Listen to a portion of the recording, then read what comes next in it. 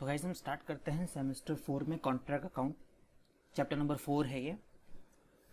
यहाँ पर quick revision फटाफट करेंगे और फिर एक सम पर जाएंगे। ये सिर्फ और सिर्फ रिवीजन वीडियो है, बट इसमें सारे के सारे कंसेप्ट कवर हो जाएंगे। तो सबसे पहले हम यहाँ पर कॉन्ट्रैक्ट अकाउंट का परफॉर्मा देखेंगे।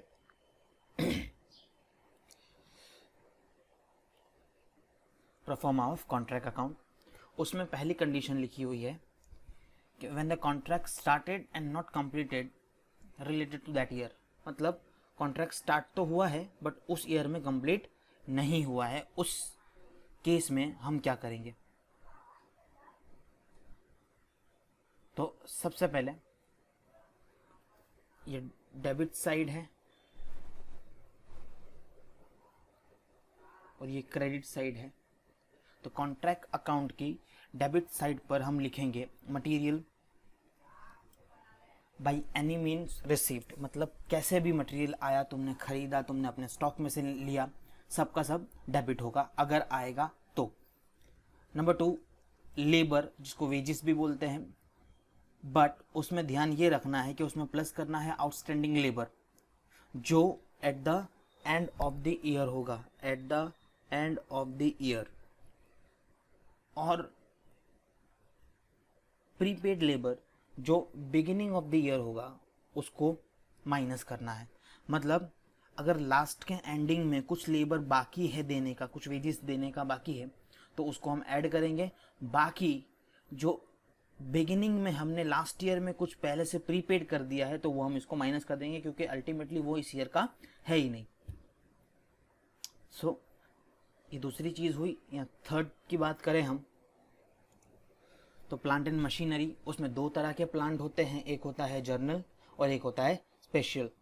अब जर्नल और स्पेशल की बात करूं तो जर्नल प्लांट ऐसे प्लांट होते हैं जो हर साइट में यूज किए जा सकते हैं, बट स्पेशल प्लांट सिर्फ और सिर्फ पर्टिकुलर साइट के लिए ही खरीदा जाता है या तो कॉन्ट्रैक्ट में लाया जाता है। दोनों की ट्रीटमेंट जब ये सोल्ड होंगे, जब ये बेचे जाएंगे तो अलग अलग होती। अब हम जितने भी तरह के खर्चे यहाँ पर पे करेंगे, डायरेक्ट हो, इनडायरेक्ट हो, आर्किटेक्ट फीस हो, सब कॉन्ट्रैक्ट एक्सपेंसेस हो, सारे के सारे यहाँ पर आएंगे। अभी ये प्रॉफिट को थोड़ी देर में छोड़ देता हूँ, हम जाएंगे क्रेडिट साइड पर। तो क्रेडिट साइड पर यहाँ पर लिखा हुआ है material by any means gone. कोई भी तरह से अगर मटेरियल चला गया है तो वो हम उसको क्रेडिट कर देंगे। अगर जब वो आया था तो हमने उसको डेबिट किया था, अब वो जब जाएगा तो हम क्रेडिट कर देंगे। अब इंपॉर्टेंट बात यहाँ पर प्लांट की है। प्लांट में प्लांट एंड मशीनरी की अगर मैं बात करूँ तो मैंने बताया था कि दो तरह के प्लांट होते हैं, एक होता है जनरल और एक होता है स्पेशल। अब जब जनरल प्लांट हमारे कॉन्ट्रैक्ट में से बाहर जाएगा, हमने उसको बेच दिया, वो जल गया, वो चोरी हो गया, तो वो जाएगा एट WDV। लेकिन जब स्पेशल प्लांट जाएगा, जब स्पेशल प्लांट जाएगा तो हम उसको लेंगे एट रियलाइजेबल वैल्यू। मतलब क्या हुआ कि अगर कोई जनरल प्लांट है और वो हमने उसको बेच दिया तो हम उसको रीसेल वैल्यू पर नहीं लेंगे, रियलाइज्ड वैल्यू पर नहीं लेंगे, हम उसको एट WDV लेंगे, मीन्स कॉस्ट माइनस डेप्रिसिएशन, जो रिटर्न डाउन वैल्यू आएगी उस पर लेंगे। बट स्पेशल प्लांट के केस में ऐसा नहीं। स्पेशल प्लांट में जितनी वैल्यू हमने रिकवर की है सिर्फ उतनी ही वैल्यू लेंगे। और यहाँ पर लिखा हुआ है both by any means gone during the year. कैसे भी जाए हम जो स्पेशल प्लांट है उसको रियलाइजेबल वैल्यू पर लेंगे और जो जनरल प्लांट है उसे WDV पर लेंगे। अब आते हैं द मोस्ट क्रिटिकल पार्ट और सबसे फेवरेट पर, WIP account, work in progress account. हमने यहाँ पर हेडिंग पढ़ा था। हेडिंग में क्या लिखा हुआ था? हेडिंग में लिखा था कि when contract started and not completed related to that year. मतलब कॉन्ट्रैक्ट स्टार्ट तो हुआ है बट कंप्लीट नहीं हुआ है, मतलब काम अभी चालू है। काम अभी चालू है का इंग्लिश में मतलब होता है WIP, चालू काम खाता। अब यहाँ पर 4 चीज़ें आएंगी, हमेशा हमेशा याद रखना। एक होगा वर्क सर्टिफाइड, एक होगा अनसर्टिफाइड वर्क, एक होगा मटेरियल, एक होगा plant and machinery. Plant and machinery में वापस से दो प्लांट, जनरल और स्पेशल। लेकिन लेकिन लेकिन यहाँ पर एक बहुत बड़ा ट्रैप है। क्या है ट्रैप? कैसा ट्रैप? कि जर्नल प्लांट तो WDV में ऊपर भी था, ये रहा, लेकिन जब हम WIP में स्पेशल प्लांट लिखेंगे उसको भी हम WDV पर ही लिखेंगे। मतलब अब समराइज करूं तो अगर स्पेशल प्लांट कॉन्ट्रैक्ट से बाहर चला गया है तो उसको हम रियलाइजेबल वैल्यू पर लिखेंगे, और अगर स्पेशल प्लांट यहीं है, कॉन्ट्रैक्ट के अंदर ही है, तो वर्क इन प्रोग्रेस में जब हम उसको लिखने जाएंगे तब हम उसको WDV मतलब कॉस्ट माइनस डेप्रिसिएशन पर लिखेंगे। ठीक है, चल अब यहाँ का टोटल अगर ज़्यादा हुआ, मीन्स क्रेडिट का टोटल अगर ज़्यादा हुआ तो हमको प्रॉफिट आएगा, लेकिन क्योंकि ये कॉन्ट्रैक्ट कंप्लीट नहीं हुआ है, ये वर्क इन प्रोग्रेस यहाँ पर हमको शो कर रहा है, तो हम पूरे के पूरे प्रॉफिट को P&L अकाउंट में नहीं ले जा सकते, जनरल P&L में नहीं ले जा सकते। लेकिन ये एग्ज़ाम के लिए रेलेवेंट नहीं है, सिर्फ बता दूं कि इसमें अमेंडमेंट आ चुका है। अब जितना भी प्रॉफिट होता है वो सारा का सारा प्रॉफिट एंड लॉस अकाउंट में जाता है, बट ये आप लोगों के एग्ज़ाम में अभी रेलेवेंट नहीं है। आप लोगों को जो प्रॉफिट है वो दो जगह बाइफरगेट करना ही पड़ेगा। आई अगेन रिपीट कि जो मैंने बोला कि पूरा का पूरा प्रॉफिट P&L में लेके जाते हैं, वो आप लोगों के एग्ज़ाम में रेलेवेंट नहीं है। वो जब अमेंड होगा कोर्स, जब कोर्स नया आएगा तब होगा। तो प्लीज़ एग्ज़ाम में कुछ गड़बड़ करके नहीं आना, और बाद में तुम लोग तो मेरा नाम लगा देते हो कि सर तुमने तो बोला था। मैंने ऐसा कुछ नहीं बोला, मैंने सिर्फ बताया है। ठीक है, तो अब जितना भी प्रॉफिट आएगा, फिर से बोल रहा हूँ, जितना भी प्रॉफिट आएगा, अगर कॉन्ट्रैक्ट कंप्लीट नहीं हुआ है उसकी हम आगे बात करेंगे कि भाई कब, बट जब कॉन्ट्रैक्ट कंप्लीट नहीं हुआ है तो हम उसको बाइफरगेट करेंगे। यहाँ पर लिखा हुआ है, देखो, इफ प्रॉफिट, तो हम अगर तुम्हारा काम 25% से कम हुआ है, कॉन्ट्रैक्ट प्राइस के 25% से कम हुआ है, तो सारा का सारा प्रॉफिट जो है वर्क इन प्रोग्रेस अकाउंट में एज अ रिजर्व प्रॉफिट लेके जाएंगे, एज अ रिजर्व प्रॉफिट लेके जाएंगे अगर तुम्हारा काम 25% से कम हुआ है तब। ठीक है, सो अब हम दूसरे केस पर जाते हैं। when the contract going on and not completed related to that year। अब इसमें यहाँ पर ऐसा लिखा हुआ है कि जो पहली कंडीशन थी वहाँ पर हमने उस ईयर में ही कॉन्ट्रैक्ट लिया था और कंप्लीट नहीं हुआ था, बट यहाँ पर जो सेकंड केस है हमारा, वहाँ पर ऐसा लिखा हुआ है कि कॉन्ट्रैक्ट पहले से ले चुके हैं, मतलब लास्ट ईयर में कभी लिया होगा या उससे पहले कभी लिया होगा। तो हमारे पास जो यहाँ पर हमने जो वर्क इन प्रोग्रेस बनाया था एज अ क्लोजिंग बैलेंस, तो यहाँ पर वो हमको देखने मिलेगा एज अ ओपनिंग बैलेंस, ये रहा। बट इसमें एक इम्पॉर्टेंट चीज़ जो नोट करने जैसी है वो ये है कि जब हम ये वर्क इन प्रोग्रेस अकाउंट बनाएंगे या जो लिखेंगे, ऑब्वियसली ये क्वेश्चन में दिया होगा, तो यहाँ पर सारी चीज़ें दी होगी, work certified, uncertified material, plant में जर्नल और स्पेशल जो भी है वो भी है। But the important thing is कि ये जो प्रॉफिट है, रिजर्व प्रॉफिट, हम इसको यहाँ पर माइनस करेंगे, ये रहा, हम इसको यहाँ पर वर्क इन प्रोग्रेस अकाउंट में से माइनस कर देंगे। ठीक है, और फिर जो आएगा वो बैलेंस यहाँ पर आएगा। तो हम क्या करेंगे, जो opening balance work in progress का दिया हुआ है वो लिख देंगे, work certified, uncertified material, plant में जो भी दिया हुआ है वो सबका टोटल करेंगे। सबका टोटल करने के बाद रिजर्व प्रॉफिट जो लास्ट ईयर में दिया होगा उसको हम इसमें से माइनस कर देंगे, और जो बैलेंसिंग फिगर आएगा वो बाहर जाएगा। ठीक है ना, और बाकी ये प्रोफोर्मा सेम है जैसा हमने ये वाला पढ़ा था कि मटेरियल आ जाएगा, मटेरियल, लेबर में opening balance unpaid plus opening balance prepaid plus closing balance unpaid minus closing balance prepaid. अभी इसमें ज़रा ध्यान रखना, ये इंपॉर्टेंट चीज़ है। ओपनिंग बैलेंस अनपेड मतलब लास्ट ईयर जो अनपेड था वो हम माइनस कर देंगे, प्लस ओपनिंग बैलेंस प्रीपेड हमने लास्ट ईयर जो इस साल का पहले से पे कर दिया था वो हम प्लस कर देंगे, और क्लोजिंग बैलेंस ऑफ अनपेड को प्लस करना है, मतलब इस साल जो अभी देना बाकी है वो है तो इसी साल का, ये मैचिंग कंसेप्ट है, और minus closing balance of prepaid. तो लास्ट ईयर का जो नेक्स्ट ईयर का अभी हमने अभी पे कर दिया है उसको हम क्या कर देंगे, यहाँ से माइनस कर देंगे।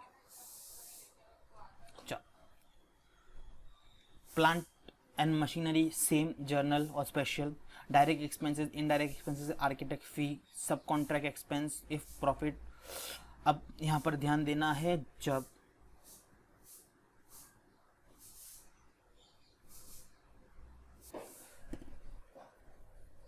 तो यहाँ पर प्रॉफिट में दो चीज़ लिखी हुई है, प्रॉफिट एंड लॉस अकाउंट और WIP अकाउंट, जिसको हम रिजर्व प्रॉफिट भी बोलते हैं।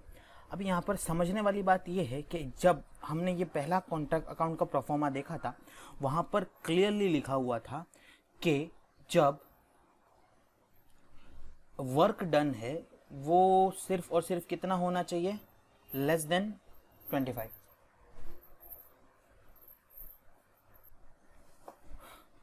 When work done is less than 25%, मतलब कि जब 25% से कम काम हुआ होगा तो हम सारा का सारा profit as a reserve profit ले जाएंगे। बट अगर वर्क जो है वो 25% से ज़्यादा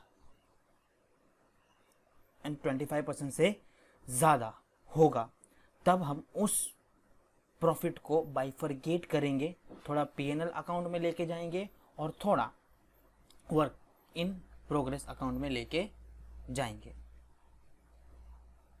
ठीक है। अच्छा, क्रेडिट साइड देख लेते हैं। क्रेडिट साइड सेम है, मटेरियल अगर कोई भी मीन्स से गया हो तो हम क्रेडिट कर देंगे उसको at cost. Plant and machinery, general और स्पेशल, अगर जनरल जाएगी WDV, स्पेशल जाएगा तो realisable value. Work in progress account में भी सेम है सब, वैसा का वैसा। नाउ हम अब जाते हैं हमारे तीसरे परफॉर्मा में, जो तीसरी कंडीशंस है हमारी, when contract is going on and completed related to that year. मतलब हमने लास्ट कोई ईयर में कॉन्ट्रैक्ट लिया था, कभी कॉन्ट्रैक्ट लिया था बट वो इस ईयर में कंप्लीट हो गया है, तब क्या करना है हमको। तो हम जो डेबिट साइड है वो सेम की सेम रहेगी, जैसे हम वर्क इन प्रोग्रेस हमको ओपनिंग बैलेंस मिलेगा उसमें से रिजर्व प्रॉफिट हम माइनस करके बैलेंस को बाहर लेके जाएंगे। दूसरा, मटेरियल लेबर जितना भी है वो सब कॉमन रहेगा, तो उसमें हमको कोई ज़रूरत है नहीं इतना टाइम वेस्ट करने की। सिर्फ और सिर्फ जो इम्पोर्टेंट चीज़ है वो यहाँ पर आएगी कि अब यहाँ पर WIP अकाउंट नहीं आएगा, यहाँ पर एक ही चीज़ आएगी जिसका नाम है कॉन्ट्रैक्टीज अकाउंट। वो भी कौन सी वैल्यू से, तो पूरे के पूरे कॉन्ट्रैक्ट प्राइस से, पूरे के पूरे कॉन्ट्रैक्ट प्राइस से। अच्छा, प्लांट एंड मशीनरी अगर बच गया है, अगर वो जनरल है तो WDV, स्पेशल है तो भी WDV, जैसा हम WIP में करते थे। लेकिन यहाँ पर WIP नहीं आएगा। क्यों नहीं आएगा?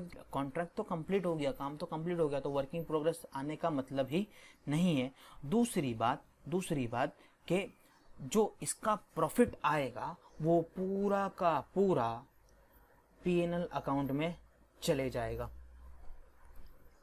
कहाँ जाएगा? Profit and loss account. Sir तुमने प्रॉफिट तो बता दिया, अगर लॉस होगा तो क्या करेंगे? जब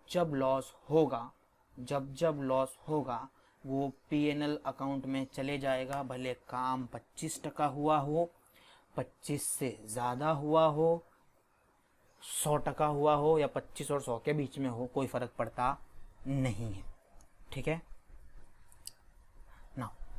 अब थोड़ी नोट्स देख लेते हैं कि हम बाइफरगेट कैसे करेंगे, कि कितना प्रॉफिट कहाँ पर ले जाना है।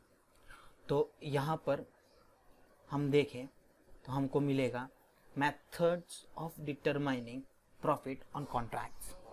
उसमें नंबर 1 दिया हुआ है कॉन्ट्रैक्ट इज इनकम्प्लीट। जब कॉन्ट्रैक्ट इनकम्प्लीट होगा तो क्या मतलब कि जब WIP आएगा तो क्या, चलो तो देखते हैं। व्हेन 25% और लेस देन, मतलब 25% काम हुआ हो या 25 से कम, मतलब अप टू 25 तक बोलूं तो मैं 25 तक कंप्लीट हो गया हो, तो हम क्या करेंगे, जितना का जितना प्रॉफिट है वो सारा का सारा प्रॉफिट हम ले जाएंगे रिजर्व प्रॉफिट में।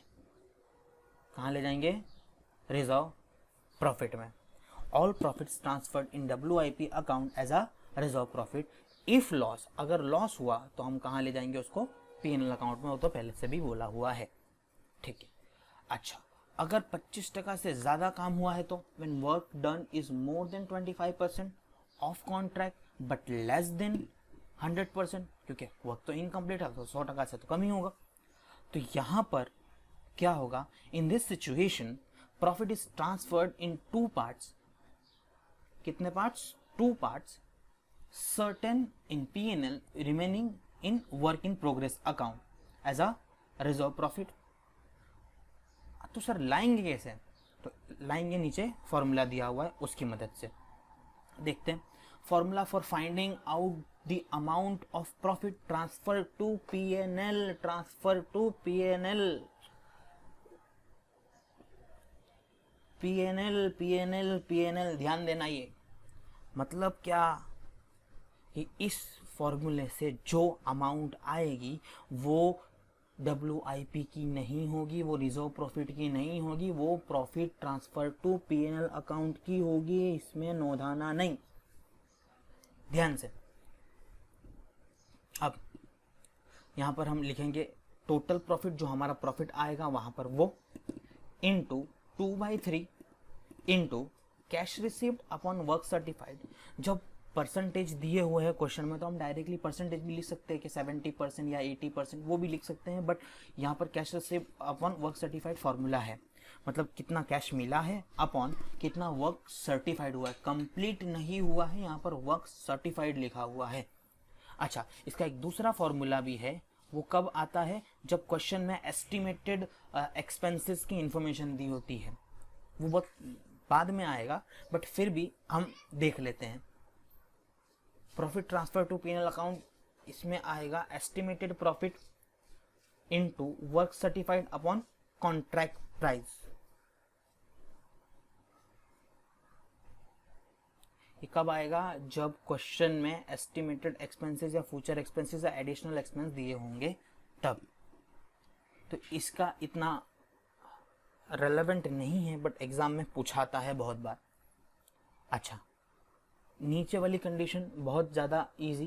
व्हेन कॉन्ट्रैक्ट इज कंप्लीटेड, पूरा का पूरा प्रॉफिट कहाँ लेके चले जाएंगे हम, P&L अकाउंट में, खत्म।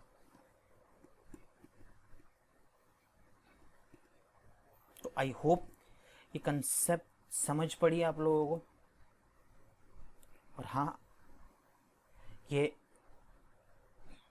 बहुत बुरी खबर आई कल आप लोगों की कि एग्ज़ाम होगी। मैं तो पहले से बोल रहा था पर कोई मेरी बात मानता कहाँ है। ठीक है, कोई बात नहीं। और जितने लोग सोच रहे थे कि एग्ज़ाम नहीं होगी, मैं उनसे बोलना चाहता हूँ ऐसा गंदा गंदा नहीं सोचने का, बराबर। चलो, हम ऐसे ही पढ़ते रहेंगे और घर बैठे बैठे ही पास हो जाएंगे। Bye bye.